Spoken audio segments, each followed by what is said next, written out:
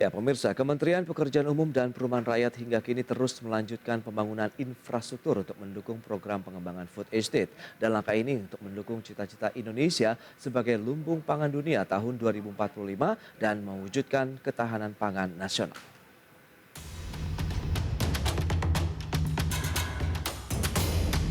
Pemerintah memasang target Indonesia menjadi lumbung pangan dunia pada tahun 2045 dan swasembada pangan secara nasional di tahun 2026. Dan untuk mewujudkan keinginan tersebut, pemerintah tentu harus terus membangun prasarana dan sarana pendukung ketahanan pangan di tanah air. Bahkan pada tahun 2020, seiring dengan meluasnya pandemi COVID-19, pemerintah menggagas program ketahanan pangan yaitu Food Estate yang dikembangkan di 4 provinsi, Kalimantan Tengah, Sumatera Utara, Sumatera Selatan, dan Nusa Tenggara Timur. Oleh sebab itu, Kementerian Pekerjaan Umum dan Perumahan Rakyat sebagai kementerian teknis pun ikut berperan aktif dalam mengejar target tersebut, salah satunya di Provinsi Kalimantan Tengah yang diharapkan menjadi lumbung pangan baru di luar Pulau Jawa. Dukungan dalam bentuk pembangunan infrastruktur sumber daya air seperti rehabilitasi dan peningkatan jaringan irigasi yang dilakukan secara bertahap dimulai pada akhir September 2020. Terdapat 2 pengembangan food estate di Kalimantan Tengah, yakni untuk tanaman padi berada di lahan aluvial seluas 165.000 hektar yang merupakan lahan eks pengembangan lahan gambut dengan leading sektor Kementerian Pertanian. Kemudian tanaman singkong seluas 60.000 hektar, leading sektor Kementerian Pertahanan.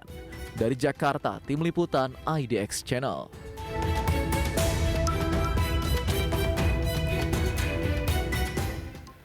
Baik, pemirsa, untuk membahas tema menarik berikutnya mengenai bangun sarana pengairan, jaga ketahanan pangan nasional, kita sudah tersambung melalui Zoom bersama dengan Bapak Suparji, Direktur Irigasi dan Rawa, Direktorat Jenderal Sumber Daya Air Kementerian PUPR Republik Indonesia. Selamat pagi, Pak Suparji. Selamat pagi, Bapak. Ya, salam sehat, Pak. Alhamdulillah sehat-sehat, Bapak. Baik, terima kasih atas waktu yang disempatkan ini Pak Suparji. Sebelumnya langsung saja kita update nih, bagaimana sebenarnya dengan kondisi terkini dari sarana dan prasarana pengairan di tanah air, Pak Suparji. Baik, terima kasih. Kita mengacu kepada Permen PU nomor 14 tahun 2014.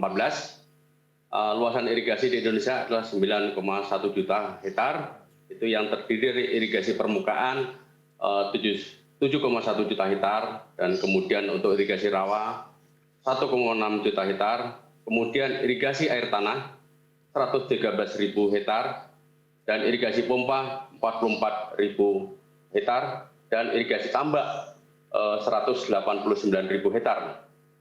Dalam pengelolaan dan pengembangan irigasi daerah irigasi tersebut dibagi beberapa kewenangan. Tentunya ini ada kewenangan pemerintah kabupaten, pemerintah provinsi, dan pemerintah pusat. Namun kewenangan-kewenangan ini yang paling terbesar adalah berada di kewenangan kabupaten, sekitar 4,3 juta hektar. Dan kemudian juga setara dengan 47,7%. Sedangkan untuk kewenangan kabupaten itu 1,6 juta hektar, setara dengan 17,89%. Dan kemudian kewenangan pusat sendiri itu yaitu setara 34,4% atau 3,1 juta hektar yang ada di. Terus kemudian tentunya kita juga tetap mengembangkan untuk menjaga ketahanan pangan, yaitu kita dalam RPJM tahun 2024 itu kita membangun 500.000 hektar. Selain membangun irigasi, juga kita untuk membangun ketahanan air, yaitu membangun bendungan. Nah, bendungan ini sebanyak 61 buah bendungan.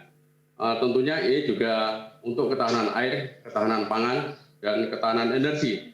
Tapi yang kita berbicara adalah untuk ketahanan air. Betul. Dengan adanya 65 bendungan ini, kita untuk meningkatkan ketahanan air sebesar 19,3%. Jadi kalau kita konversi, yang menggunakan bendungan itu sudah 1,37 juta hektar dalam hal untuk melaksanakan kegiatan yang dimana pada air dari bendungan ini cukup bisa diatur. Dalam pengertian bisa diatur bahwa kita tergantung pola tanamnya. Bisa Oke. 2 kali, bisa 3 kali, Bapak.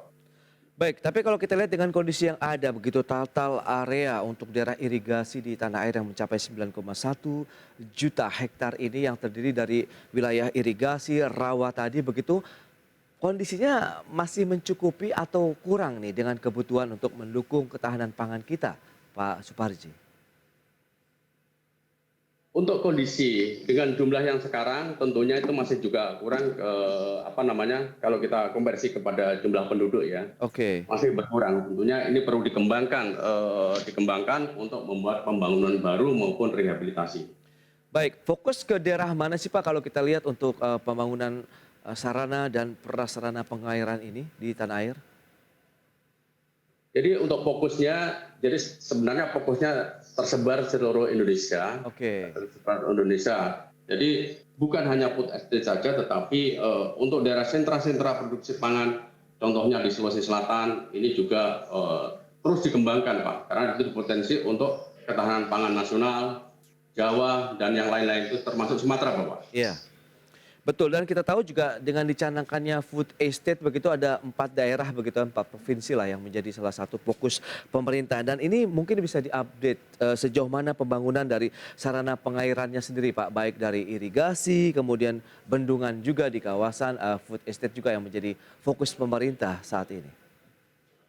Baik, terima kasih. Kalau kita berbicara untuk pengembangan food estate yang ada di Kalimantan Tengah, Ya, yang nanti konsentrasinya kepada padi Pak ya, untuk oke. beras nantinya di situ.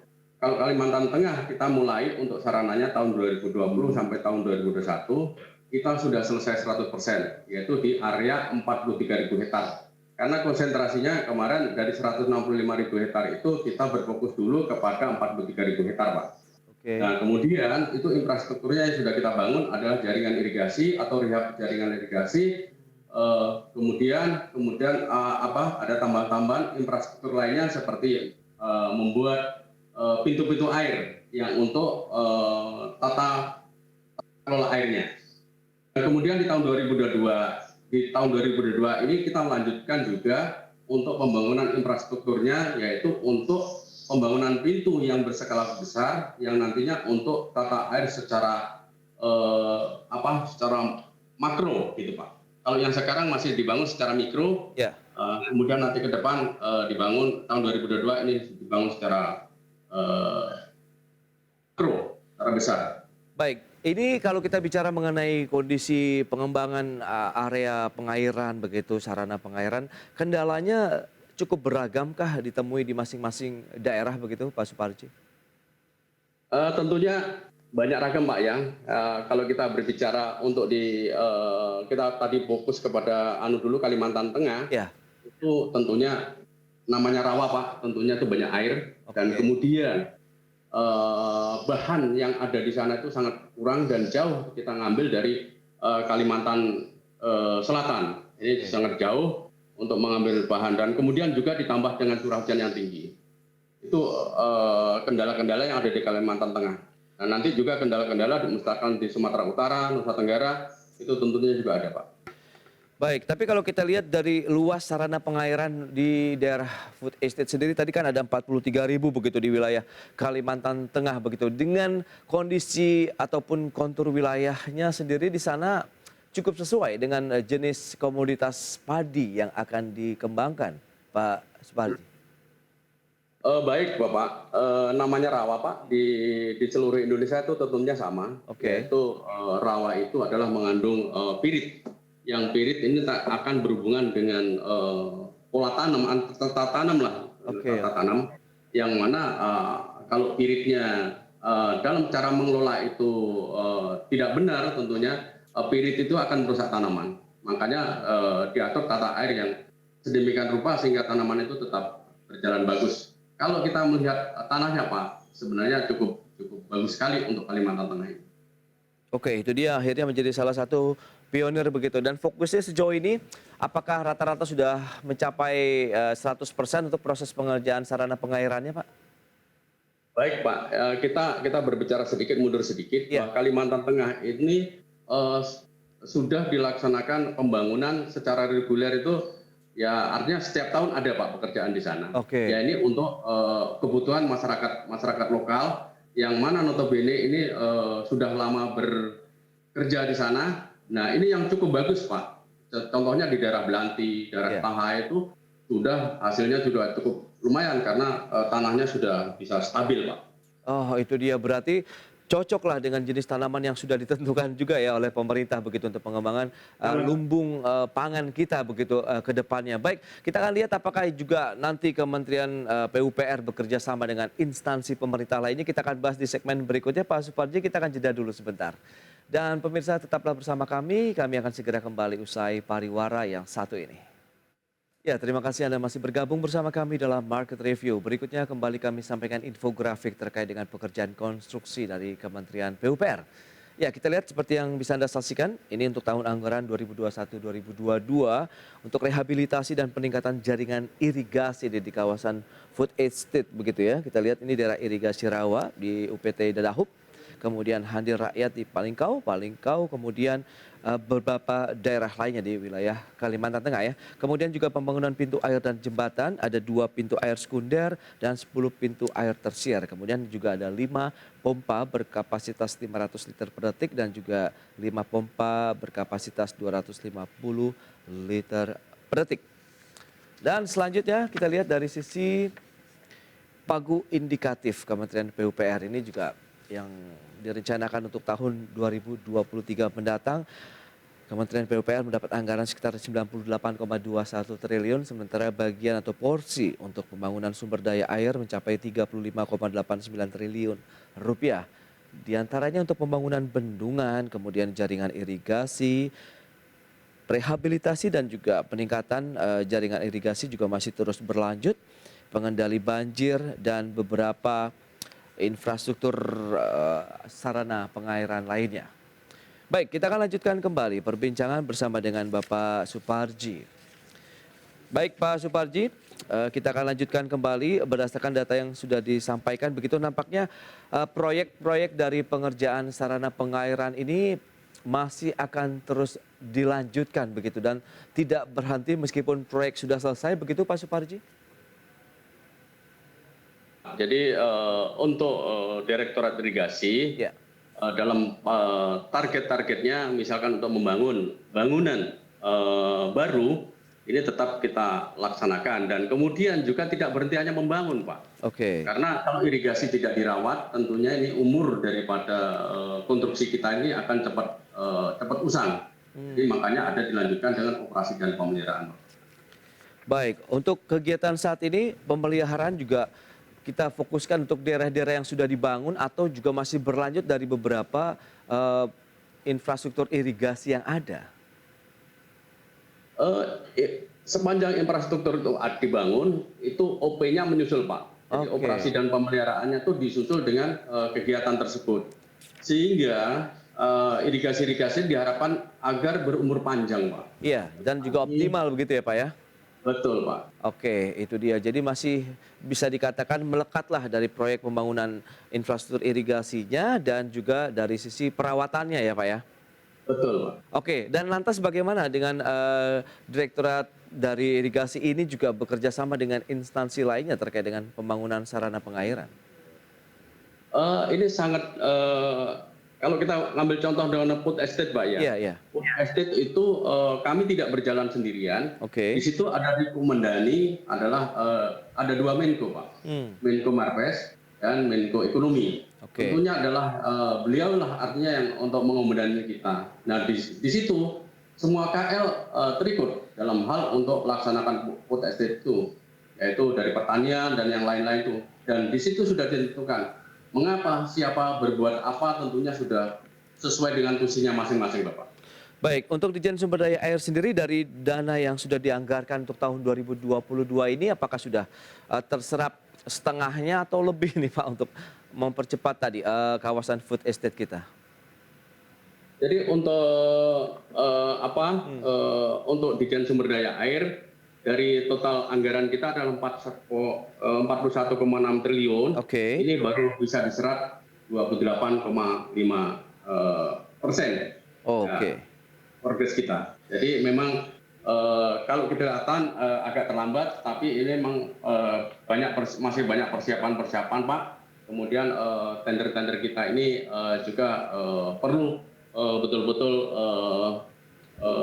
untuk menentukan kualitas yang sangat bagus Pak. Itu dia, ini sudah memasuki kuartal kedua, sementara capaian tadi Anda katakan 28,5%. Ini upaya untuk mengebut tadi lebih kepada, adakah mungkin inovasi yang dilakukan nih Pak dari Kementerian PUPR sendiri, sehingga bisa segera terrealisasi dan dirasakan manfaatnya juga?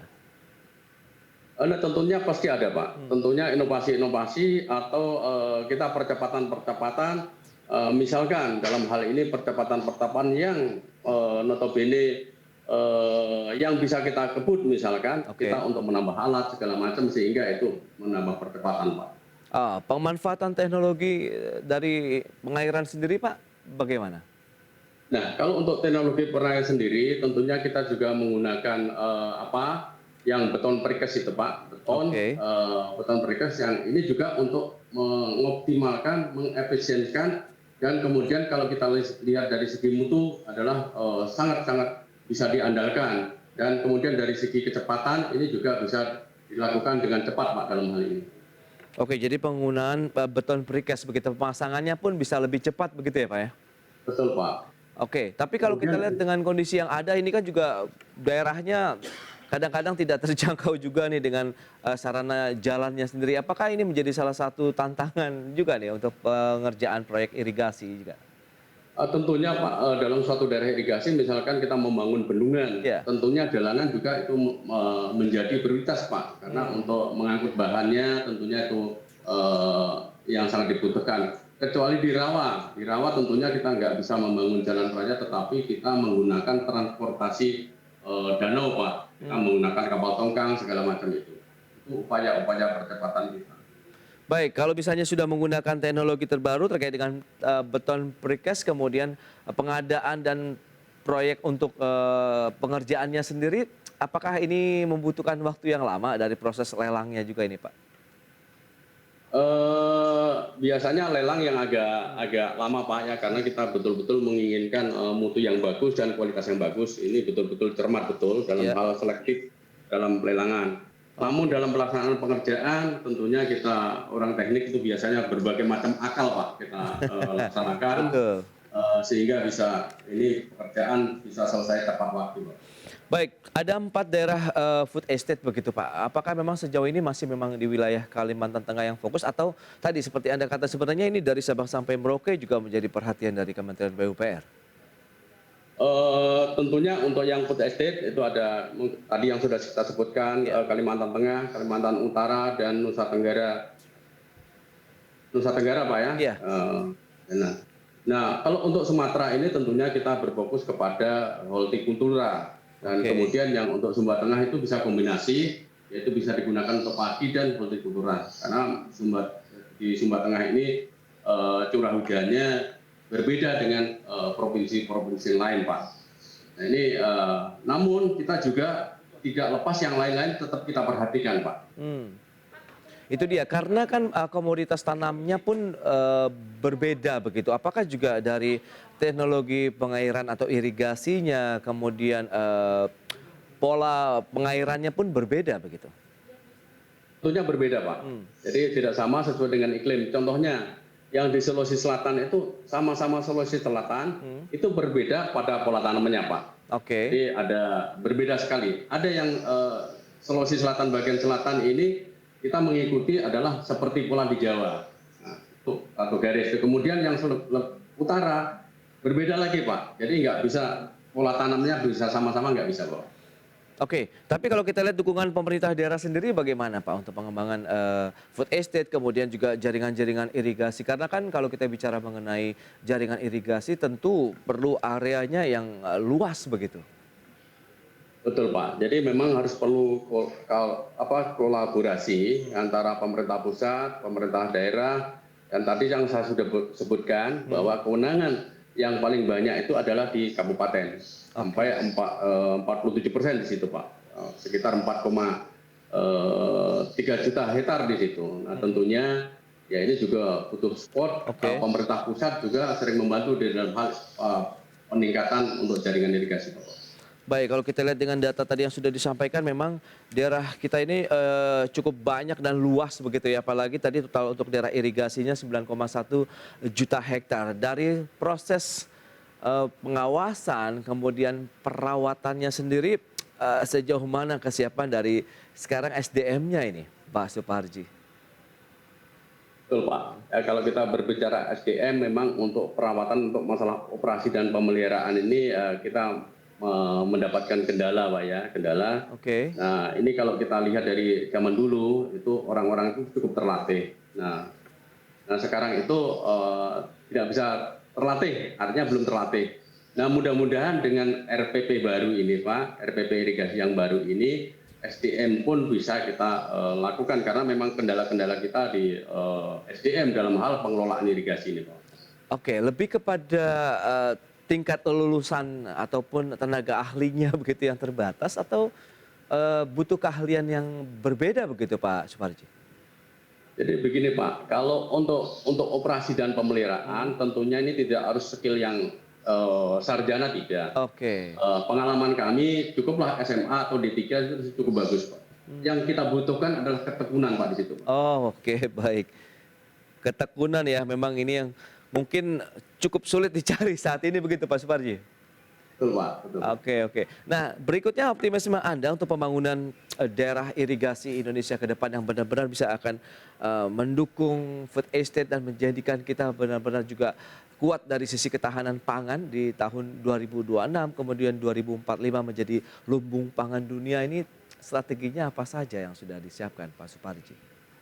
Jadi tentunya kalau kita melihat persentase, Pak, ya dalam sampai 2024 bahwa persentase jaringan irigasi yang bagus itu kategori baik itu adalah 54%, sedangkan 55%, kemudian 45% ini kategori jelek. Jelek itu terbagi atau sangat jelek dan jelek. Ya. Nah inilah dalam hal ini tentu kita mempunyai strategi. Oke. Mudah-mudahan ini juga kita bisa kita laksanakan dalam hal mencapai kebutuhan ini strateginya, Pak. Dan kemudian SDM juga demikian, Pak. Dengan terbitnya nanti PP yang akan baru ini, mudah-mudahan SDM juga sudah bisa kita kendalikan, Pak. Baik, kategori 55% baik begitu. Sementara sisanya masih dalam kategori yang kurang baik. Nah, mengatasi komposisi seperti ini perlu ada insentif tidak sih, atau perlu ada percepatan yang harus segera di-boosting gitu misalnya, Pak? Ya tentunya, Pak, sesuai dengan hasil survei, Pak ya. Yeah. Survei yang dilakukan oleh Pidam, yaitu dari Jepang. Memang hal-hal ini kalau kita tidak cepat atasi, ya terutama pengurangan lahan, Pak. Pengurangan lahan akibat konversi lahan yang tiap tahunnya itu adalah 100.000 hektar, ini harus kita tekan, Pak. Oke. Nah ini sudah mulai kelihatan, Pak, ditekan bahwa pemerintah dalam hari ini adalah ATR BPN sebagai ketua untuk menyelamatkan lahan irigasi, Pak. Ini sudah mulai mengeluarkan aturan-aturan sehingga nanti lahan-lahan irigasi yang terutama lagi irigasi premium ini tidak dialihfungsikan sembarangan, Bapak. Wow, ini nampaknya menjadi suatu tantangan yang cukup pelik ke depan kalau kita bicara mengenai keterbatasan lahan, sementara jaringan irigasi seperti yang Anda sudah sampaikan ini butuh juga cakupan yang luas begitu dari sumber menuju lokasi pendistribusian airnya sendiri ya, Pak Suparji? Betul, Pak. Oke, dan menyikapi kondisi saat ini, adakah memang teknologi yang mungkin bisa mendekatkan dari sumber air begitu, sementara lokasi untuk persawahannya atau perkebunannya juga tidak membutuhkan lahan yang luas? Adakah teknologi yang sudah tersedia saat ini, Pak Suparji? Jadi dalam pendekatan ini, Pak, memang ada namanya irigasi permukaan yang secara gravitasi. Terus kemudian juga ada namanya irigasi pompa, Pak. Irigasi pompa yang nanti untuk mengintervensi daerah-daerah yang tidak bisa gravitasi kita lakukan dengan pompa, Pak. Oke. Dan ini sudah berlaku dan efektif? Sudah berjalan, Bapak. Berjalan. Oke, berarti tinggal kita lihat nanti bagaimana upaya dari Kementerian PUPR sendiri dengan dana tadi yang sudah tersedia untuk pagu anggaran 2023 untuk melanjutkan lagi pembangunan proyek irigasi kita untuk mendukung ketahanan pangan sampai dengan tadi target 2045 kemudian 2026 yang terdekat untuk nasional begitu Pak Suparji. Betul Pak. Baik. Jadi kita Ya, silakan Pak. Betul Pak. Jadi tentunya kita mengupaya-upayakan sesuai dengan hasil studi tadi itu Pak. Ada beberapa pertumbuhan penduduk yang notabene kebutuhan pangan akan meningkat, Ya. kebutuhan air akan meningkat. Tentunya itu indikator-indikator itulah nanti yang untuk diambil strategi untuk kebijakan bagaimana bisa terpenuhi di tahun 2045 ini pangan kita tidak terjadi kekurangan Bu. Itu dia pentingnya air begitu untuk mendukung ketahanan pangan nasional kita begitu Pak Suparji. Terima kasih banyak Pak atas waktu yang Anda sempatkan dan sharing yang Anda berikan juga untuk pemirsa IDX Channel. Selamat melanjutkan aktivitas Anda kembali dan salam sehat Pak Suparji. Salam sehat Bapak. Terima kasih. Assalamualaikum warahmatullahi wabarakatuh. Waalaikumsalam warahmatullahi wabarakatuh. Baik pemirsa, demikian perbincangan kami bersama dengan Bapak Suparji, Direktur Irigasi dan Rawa Ditjen Sumber Daya Air Kementerian PUPR. Dan sudah 1 jam saya bersama Anda dalam Market Review. Saya Prasetyo Wibowo beserta kerabat kerja yang bertugas undur diri. Terima kasih dan sampai jumpa.